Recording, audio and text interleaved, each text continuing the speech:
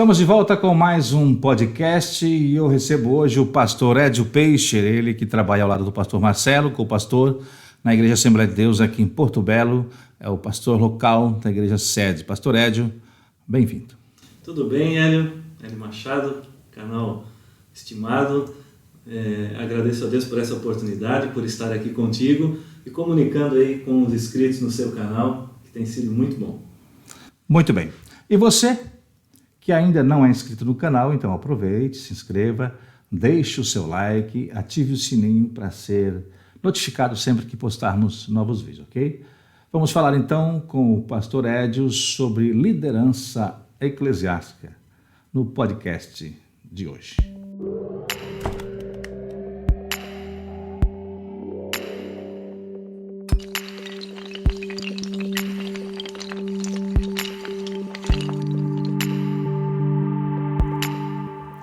Pastor Edio, começando o nosso bate-papo, com certeza é interessante ouvirmos de você o início de tudo. Como iniciou o seu chamado ministerial? A partir de que momento você se deu conta que você tinha uma vocação para o ministério? Essa vocação, Hélio, é muito importante na vida do homem, né? Eu acredito que Deus trabalha de multiformes maneiras, né, de agir na vida de quem Ele chama para um determinado trabalho, né?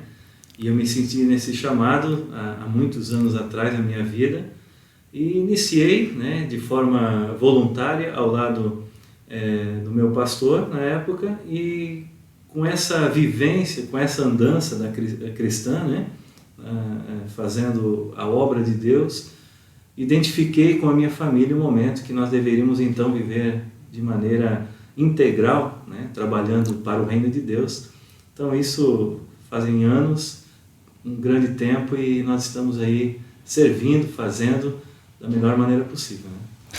Hoje nós temos, em pleno século XXI, e acima de tudo a igreja também passou por esse período em que a pandemia, né, enfrentou o mundo, assolou o mundo, obstáculos de todas as formas.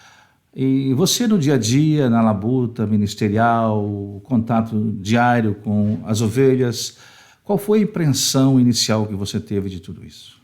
A impressão foi muito estarrecedora no início, né? Embora somos pessoas que são acostumadas a trabalhar com pessoas, mas diante de toda essa demanda nós observamos realmente uma grande diferença, né, na vida das famílias, na vida da igreja. E diante de um ministério pastoral, nós entendemos que as dificuldades se intensificaram naquele momento, né?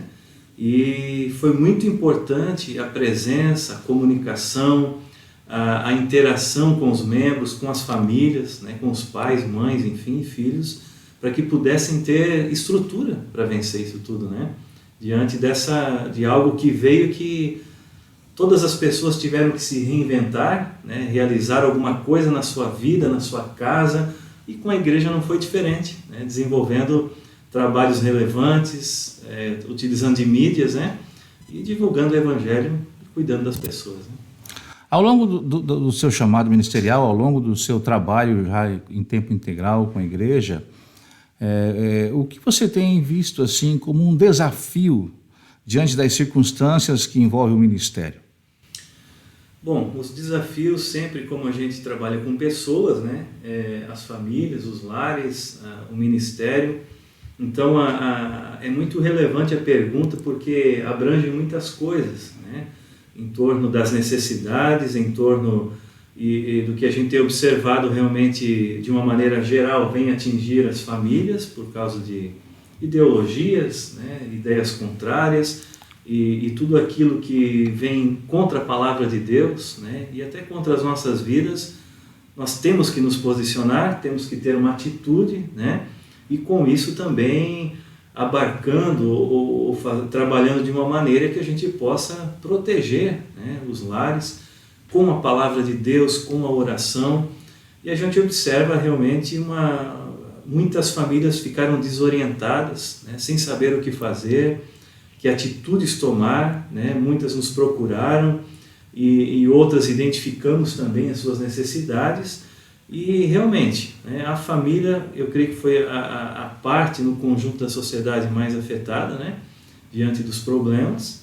E dentro dessa questão família envolve muitas coisas, tá? Muitas coisas, até desafeto, desunião, intrigas, então, muitas coisas aconteceram, né? Mas em todos os momentos, nesse trabalho pastoral, sempre levando uma palavra relevante, de comunhão, e tentando levar a essas pessoas o consolo de Deus nas suas vidas, né?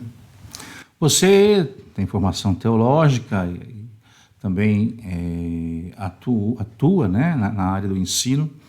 Eu gostaria que você colocasse um pouco da sua visão no aspecto educacional da igreja, no aspecto cristão educacional. Muito boa pergunta, Hélio. É muito importante. A igreja, nos últimos anos, podemos dizer assim, ela tem trabalhado de uma maneira aberta, no sentido de você ter pastores, ter ministros, ter líderes que são mais bem preparados, né? Além, claro, da base na oração, nos textos bíblicos, na leitura, no devocional com Deus, nós percebemos que a igreja, e nós líderes levamos a igreja para isso, no sentido realmente da leitura, né, do conhecimento, de uma graduação, pós-graduação, de incentivar as pessoas a estudarem, né, de incentivarem os líderes a abrirem suas mentes para que possam agir com a direção de Deus, mas também pautados por conhecimento, né? Então é muito importante a questão do conhecimento, do ensino, da base, e nós vemos que a igreja não enfraquece, ela solidifica, porque você tendo o embasamento bíblico, né, da presença de Deus, do Pai, do Filho e do Espírito Santo, nós entendemos então, aliado ao conhecimento, a busca pelo entendimento das coisas, né? Porque se falar de Bíblia, a própria Bíblia é uma fonte inesgotável, né? E com o estudo nós entendemos que nós vamos crescendo e como líderes também precisamos levar as pessoas ao conhecimento e ao crescimento. Certo. Vamos falar um pouquinho de liturgia. A gente sabe que cada igreja, cada denominação, né, em diferentes regiões, tem as suas formatações litúrgicas. Na mente do pastor Edio, na visão do pastor Edio, no seu aspecto pastoral, como você vê esse aspecto litúrgico na igreja? Isso, o aspecto litúrgico é muito importante que não seja trabalhado de maneira engessada, né? Quando você administra um culto dirigido por Deus, não de maneira fixa, mas eu gosto muito de trabalhar nas ministrações, nas direções de culto, de maneiras que muitas vezes não temos nada anotado, né? Não por uma questão de despreparo, mas porque nós queremos realmente que Deus venha agir no nosso meio e a gente não possa estar impedido, de repente, por uma simples anotação que eu preciso seguir aquela regra. Uhum. Então, as liturgias que nós trabalhamos, elas são de forma muito aberta e convocamos pessoas, ou então nós concedemos oportunidades para várias pessoas para que elas possam expressar a sua gratidão a Deus, né? Testemunhando, lendo a Bíblia, orando no culto, louvando ao Senhor, né? Então, muitas as formas de se trabalhar num culto. Por exemplo, já tivemos culto de, por exemplo, crianças participarem e fazer uma leitura bíblica, né, num culto. Então, é muito interessante, as mulheres participando também nas nossas reuniões mais intensamente, né? E, enfim, aquela liberdade de louvor para a preparação, né, para o momento da palavra, enfim, e sempre intercedendo por muitas necessidades. Então, não ficamos bitolados a certa liturgia, mas deixamos o Espírito Santo nos envolver e Deus abençoe. Inclusive, falando agora um pouquinho até da igreja aqui de Porto Belo, né, na qual eu também congrego, você implantou, né, na igreja central aqui o culto da gratidão, todo último domingo de cada mês. É um diferencial para as pessoas se manifestar, né? Sim, tem sido um diferencial, tem sido muito positivo, né? Para o reino de Deus, a gente sempre faz o trabalho de Deus voltado para o olhar de Cristo, né? E nós observamos, Hélio Machado, que com o passar dos anos, as pessoas, elas precisam falar, elas precisam comunicar, elas precisam dizer e testemunhar o que Deus tem feito na vida delas, né?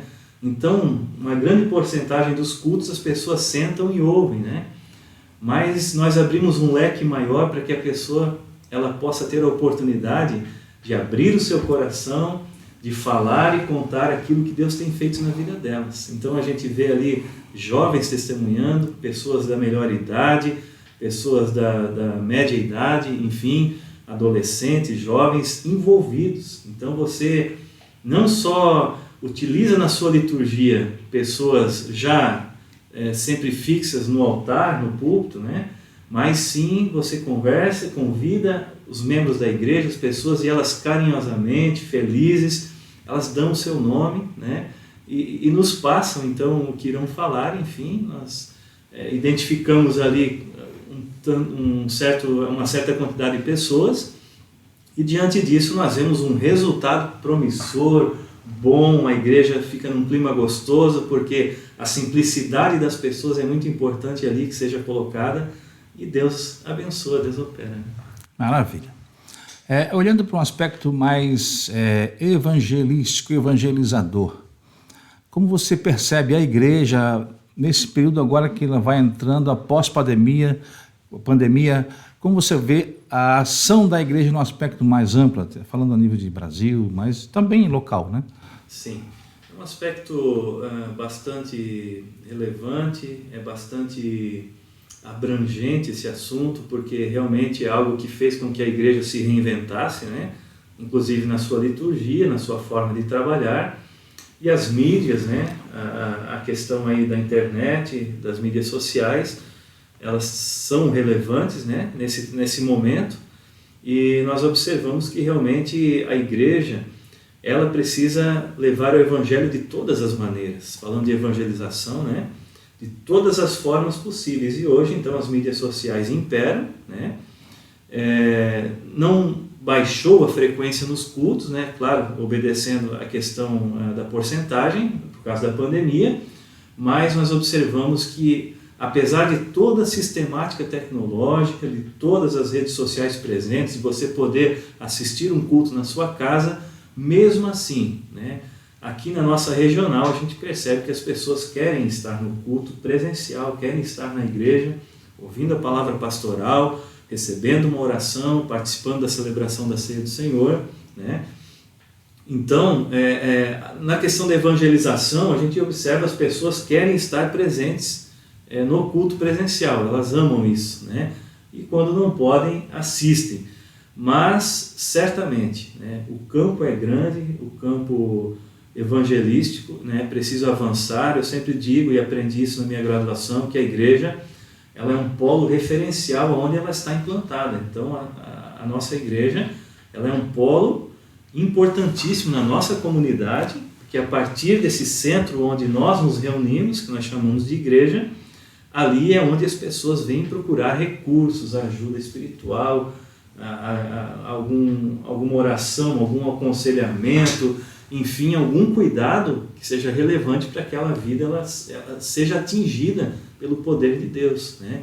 Então, a igreja precisa estar aberta, precisa estar atendendo, com seus contatos em aberto, porque a gente vê, Hélio Machado, que tem se intensificado as necessidades na comunidade, na sociedade, e as pessoas têm passado por um momento, às vezes, de aperto, de dificuldade, e a igreja precisa estar presente, falando o evangelho, orando pelas pessoas e conduzindo, né, também direcionando, diante da demanda, direcionando para o local adequado também, quando não é igreja, né?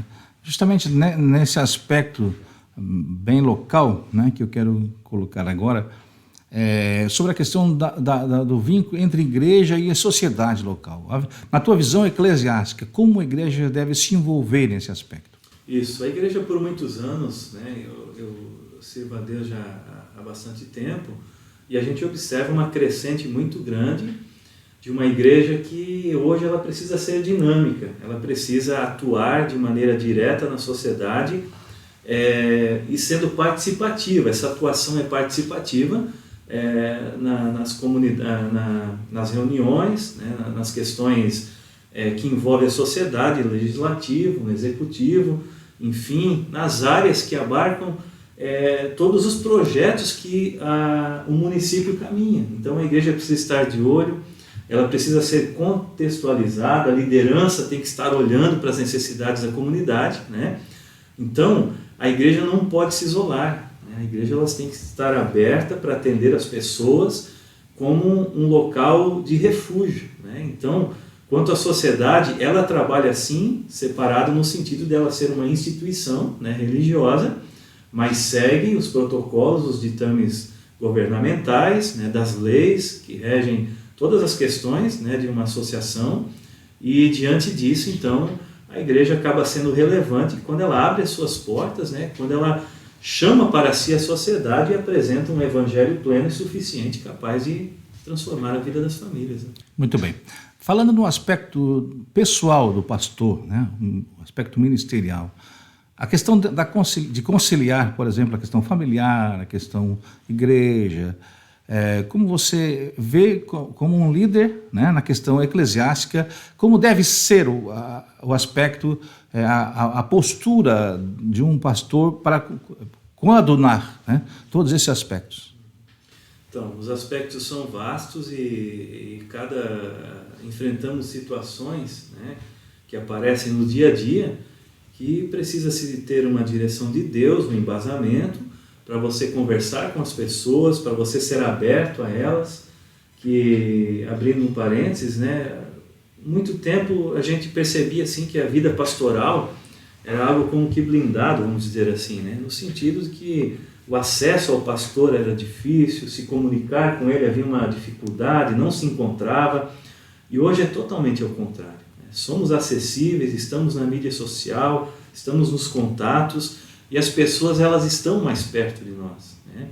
Então isso é muito importante nós como líderes e pastores nos achegarmos às pessoas, olharmos para elas, né, e sermos mais empáticos, né, nas suas situações, nas demandas que aparecem e trabalhar com propriedade, né, identificando, conversando, levando o aconselhamento pastoral, trabalhando de maneira muito humana, né, se colocando no lugar das pessoas e tentando ali fazer com que ela seja mais próspera, mais feliz, que tenha uma vida mais digna, né, diante da presença de Deus. Certo.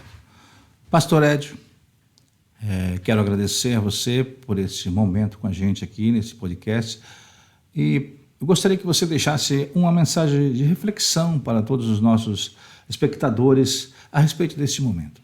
Esses são muitos inscritos, né, amigos do canal Hélio Machado, e dizer para vocês que como pastores, como líderes, nós trabalhamos em prol do reino de Deus, e quando se fala em reino de Deus é algo muito vasto, muito grande e muito abençoador para as nossas vidas, para você que está me assistindo. Então dizer para você que há esperança, há saída, há uma bênção de Deus para você, e isso é condicional, né? Você precisa querer isso na sua vida. E eu lembro-me do evangelho quando Jesus fala, né, no seu evangelho de João, capítulo 5, versículo 17, ele diz que o meu Pai trabalha até agora e eu também trabalho. Então Jesus fala de um Pai que age por nossas vidas, ele fala que ele age também por nossas vidas, e nós como cristãos, como seguidores, como os discípulos do Senhor, né, nós precisamos também receber essa graça. Então fica a minha palavra aqui de incentivo para você, que o Evangelho é suficiente, né? O Evangelho ele é transformador, ele muda as nossas vidas, e há tanto tempo que nós temos trabalhado nessa área espiritual com as pessoas, nós só temos visto pessoas vitoriosas, passando as suas dificuldades, as suas lutas constantes, mas a gente percebe o agir de Deus nas suas vidas. Então Deus abençoe você que está nos assistindo. Obrigado, Hélio Machado, por essa oportunidade e esse canal que tem sido uma bênção na vida das pessoas. Pastor Edio, mais uma vez, obrigado, Deus abençoe e até uma próxima oportunidade, com certeza. E você, obrigado por ter estado conosco até aqui, compartilhe com seus amigos e se inscreva no canal. Se ainda não é inscrito, deixe o seu like para ser notificado quando postarmos outros vídeos. Obrigado e até o próximo podcast.